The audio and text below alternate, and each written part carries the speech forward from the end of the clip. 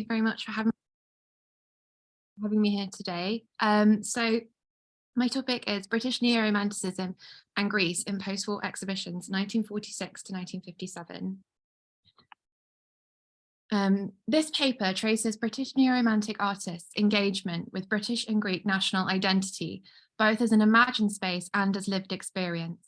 It traces how freedom was envisioned in the work of Keith Vaughan and John Craxton through both an Arcadian imagined Greece and modern Greek life, as well as how these artists were caught up in a national exhibitionary complex which tempered their interpretation. It builds on research into post-war institutional exhibitions by asking how queer identities challenged ideas of national belonging while also being folded into hegemonic national narratives. For this paper, I have selected two case studies. First, Keith Vaughan's mural exhibited at the Festival of Britain in 1951, which tied Vaughan's themes of queer kinship and hope for the future with the formation of a post-war national identity for Britain. Second, John Craxton's exhibitions held by the British Council in post-war Athens. These were held as Britain sought to help rebuild Greece after post-war devastation, while also constructing a positive image of Britain within Greek minds. Neo-Romanticism was the dominant visual style in Britain from around 1939 up until the late 1950s, when it began to seem dated. Throughout exhibitions and literature, members of the movement have varied. However, generally included are Paul Nash, Graham Sutherland, John Piper, Leslie Horry, John Minton, Michael Ayrton, John Craxton, Keith Vaughan, Prunella Clow, Robert McBride, and Robert Cahoon. In these works, Nash and Sutherland, like many other neo-romantics, drew inspiration from 18th and 19th century artists like William Blake and Samuel Palmer to find a new kind of modern art for Britain outside of the dominion of Paris, from which Britain was isolated during the war. As can be seen in these examples, Neo-Romanticism has been characterized as having dramatic subject matter, with landscapes, seas, clouds, skies, and moons being popular. However, what has been little studied is how exhibition cultures of Neo-Romanticism affected production and reception of their works, as they became the favoured aesthetic of the government in the late 1940s and 1950s.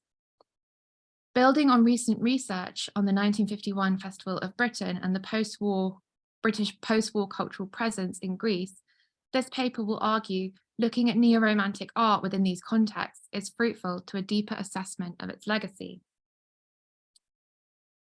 During the culturally isolated years of the war, neo-romantic exhibition opportunities were limited.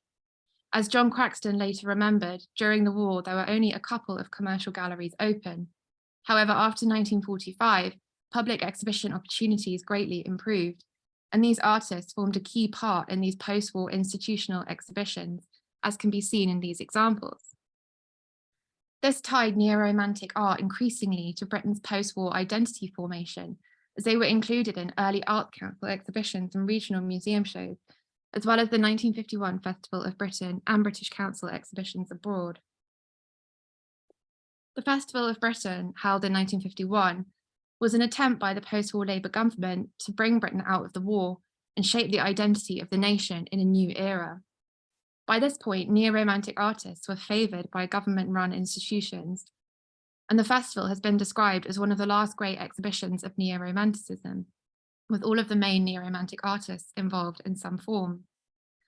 The festival has been interpreted by historians as part of a tradition of large national temporary exhibitions dating back to the Great Exhibition of 1851, the centenary of which it marked. While these earlier exhibitions engaged explicitly with imperialist narratives, as Joe Littler discusses, the Festival of Britain has rarely been discussed in terms of its relation to decolonisation, which was in full force by 1951. However, if direct imperial imagery was absent from the festival, it was not, to quote Littler, because it was not being thought about. While festival planners were keen to avoid any direct representation, Britain's national identity in the era of decolonisation and the nascent Commonwealth was realised rather through what Littler has termed a, quote, sublimated discourse of neo-imperial mastery, end quote. Vaughan, by now one of the leading artists of his generation, was asked to contribute a large mural to the festival's central Dome of Discovery, and was asked to follow the expansive theme of exploration. Vaughan was given artistic freedom around this theme, subject to approval of the design, seen here as the finished mural was quickly bulldozed at the end of the festival. Within this theme, Vaughan chose to explore ideas of a new era for Britain, with a mural inspired by the Greek myth of Theseus, which placed his customary groups of male nudes within a mythological setting, which was also reflected in his work Theseus and the Minotaur, which was part of an art exhibition which accompanied the festival. Vaughan's take on the theme then, which adapted his painting Theseus and the Minotaur to the theme of exploration, can be read as a hope for constructing a new society based on his personal experience. In his diaries, he likened his own sexual experiences as being like Theseus in the labyrinth. Gregory Salter has noted how the figures in this mural then offer to the theme of exploration a queer potentiality and a new post-war way of life, which could challenge heterosexual narratives in a society where homosexual acts were still illegal. Contemporary visitors were unsure of Vaughan's response to the theme, with one critic describing the mural as being, quote, outlandishly inappropriate, a bunch of lads striking poses, end quote. While Vaughan's utopian vision of a new era tied to his own personal experience, the specific context in which the mural was exhibited can be seen as altering how it was interpreted. While Vaughan's modern style transforms traditions of neoclassical painting to suit the 1950s, the Dome of Discovery, you can see the interior there, used modern aesthetics to sublimate colonial discourses while reiterating them anew within a modern guise. The catalogue produced for the Dome itself suggested that it was to act as a, quote, memorandum on the preeminent achievements of British men and women in mapping and charting the globe, end quote. And in an accompanying leaflet, visitors were told, quote, here is the resounding story of British discovery in all spheres. Here it will be made plain how much of modern civilization has sprung from these discoveries, and how the old spirit continues, the mantle of Drake being worn by technologies and men of science today, end quote.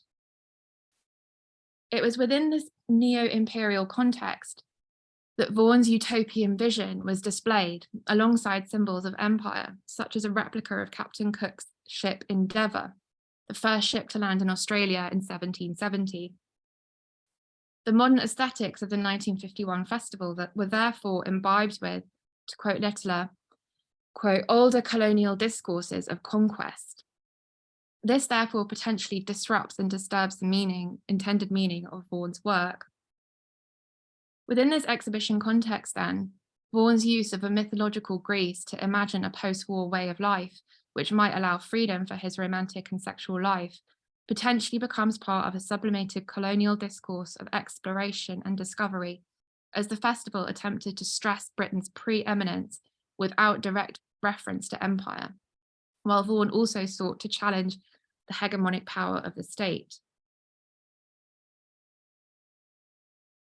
While Vaughan's mural engaged with an imagined Arcadian Greece to envision a new post-war era, John Craxton found escape from a repressive post-war environment through travel, specifically to Greece, which he first visited in 1946 and would make his home for most of his life. Craxton's engagement with modern Greece, displayed through his exhibitions organised by the British Council in 1946 and 1949, provides an interesting case study into the formation of a national post-war British identity through exhibition making. Craxton, who preferred to describe himself as an Arcadian rather than neo-romantic, first visited Greece in 1946, aged 24, after a long-held fascination with the country throughout his childhood and teenage years. His first home in the country was the island of Poros, where he began documenting his experiences of rural Greek life in anticipation of his December 1946 exhibition held at the British Council in Athens. The opening of the exhibition, shown here, was intended as a demonstration of the post-war alliance between Britain and Greece, cemented during the war years as they resisted Axis powers. The exhibition was reviewed in the New Anglo-Greek Review, which you can see here. coordinated by the British Council since 1945, in which Greek artist Nikos Gika stated that Craxton had managed to capture something of the essence of Greek life. It has been argued that Craxton's new life in Greece was a refuge from a repressive and homophobic post-war Britain, as well as Cold War politics and the increasing austerity of the British Labour government. And at the opening of the exhibition, Gika was stated, quote, "Painters stand for freedom now more than ever," end quote. Craxton indeed perceived his life in Greece as offering longed-for freedom, as he mixed in the homosocial and homoerotic environments of sailors' tavernas, and wrote in his letters of his joyful relationships with Greek sailors and soldiers, like the one pictured in this image. For Craxton, Greece allowed a freedom from what he called the castrated humanity of Britain, where queer relationships were subject to police surveillance, and his love of Greek masculinity is evident in the paintings he exhibited in his 1946 exhibition, which can be seen here, some examples. However, while Craxton sought artistic and personal freedom in Greece, like Vaughan at the Festival of Britain, his works were caught up in an exhibition programme with its own geopolitical imperatives.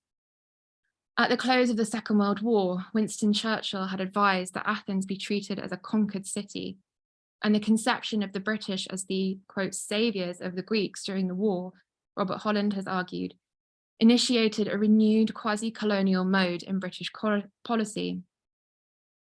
As Alexandra Moskova has stated, British high-interest loans to the economically devastated country were too important to the British to allow Greece to leave British influence after the war. This led to an imperative for the British to control, through relief efforts, in a type of independence Michael Hertzfeld has described as crypto-colonialism, whereby certain countries could only achieve political independence through massive economic dependence. This can be read in Craxton's painting Galatas, set in Crete, with its idealised rural poverty, which formed part of the touring British Council exhibition, 12 British Contemporary Painters, which toured Europe from 1948 to 1949. Painted in 1947, the image mirrors photographs such as this one taken by Vula Papayannou, commissioned by the United Nations Relief and Rehabilitation Administration in collaboration with the Anglo-American Military Liaison, which disseminated supplies across Greece before the introduction of the Truman Doctrine by the Americans in that same year. Papayanou's images, such as this one taken in northern Greece, show a countryside being reborn, and the title of the article in the Illustrated London News in June 1946 that accompanied their photographs was "Reconstruction Begins in Greece."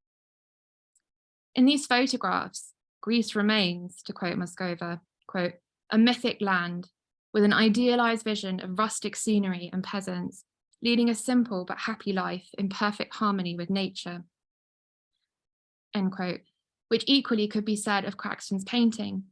And here the visual signifiers of poverty, such as barefoot children, similarly to the photograph, are flattened in a romanticized view of Greek life. Craxton's participation in the 1948 to 49 touring exhibition then can be read as an exhibition form of the imagery the British wanted to put out of a recovering Greek nation with the help of British aid. The images differ from the reality of the Greek countryside post-1945, in which Crete, by 1947, had become the main landscape for the civil war between royalists backed by the British and the communist resistance, with United Nations relief being sometimes withheld from pro-communist populations, despite the organisation claiming to be impartial and neutral. The head of the British Embassy, Sir Clifford Norton, whose wife, Lady Mary Norton, commissioned Craxton's exhibitions, was tasked with building British cultural influence in Greece as a form of propaganda in facing down communism. Additionally, the Anglo-Greek Review, which promoted and reviewed Craxton's exhibitions within Greece and was printed only in Greek, has been read as cultural propaganda and infiltration, the magazine familiarising the Greek population with British life and what was seen as British artists, such as Henry Moore and John Craxton. Craxton's paintings then exhibited both across Europe and again at a 1949 British Council exhibition in Athens, potentially have their meaning disturbed by the exhibitionary complex in which they appeared to their publics, which has not been explored in relation to his work. Craxton was aware of the problematic context of this, and although his work bears similarities to the relief organisation's photographs and the preferred image of Greece put forward by the British Council, he attempted to distance himself from both the British military and cultural organisations. As he wrote in a letter, quote, "I am not putting across the British Council any other message. I loathe more and more the general English type, both army and intellectual British Council and co. They so misread this country and like it for all the wrong reasons. Generally, the army are hated in Athens, and the reason is they misbehave to an almost incredible degree and regard Greeks as inferior in everything except bed life. They push and walk about with such laughable haughtiness. I almost can't believe it. I laugh at them and they think I'm Greek." Craxton then held an ambivalent relationship with the context in which his works were displayed, while being aware of how the British Council's message may serve to alter the interpretation of his works, complicating his ability to find freedom from the British state while living and working in Greece.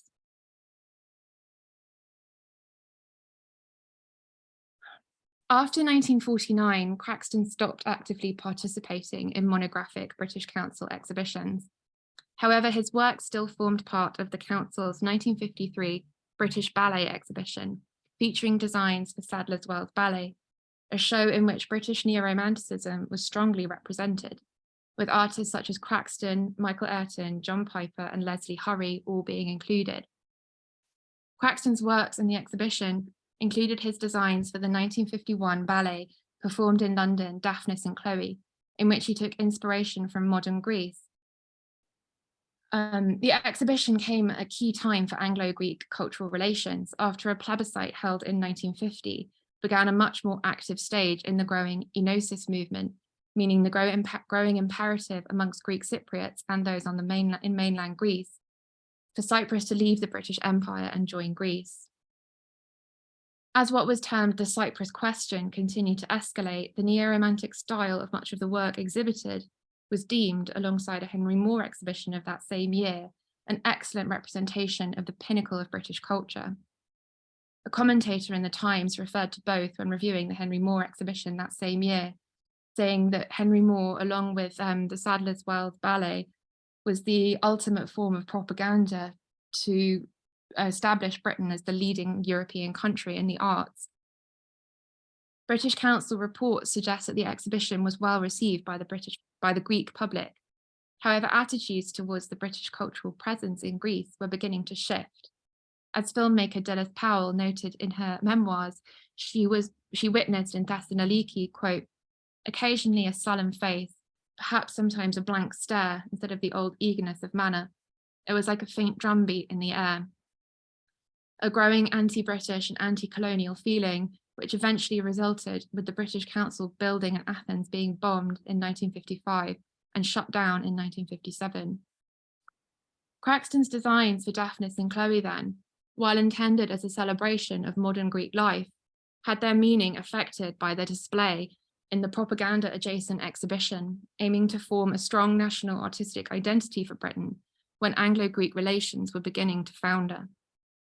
Their display at the 1953 exhibition encapsulates the currents found in each exhibition explored in this paper and shows the inextricability of post-war neo-romanticism from its exhibitionary contexts, and how work engaging with themes of freedom and escape from a repressive Britain, which aimed to challenge ideas of national belonging, were nonetheless part of the reiteration of British power and identity formation in the post-war era through exhibition making.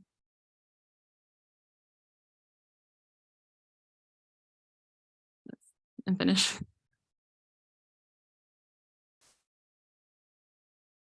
I'll stop sharing.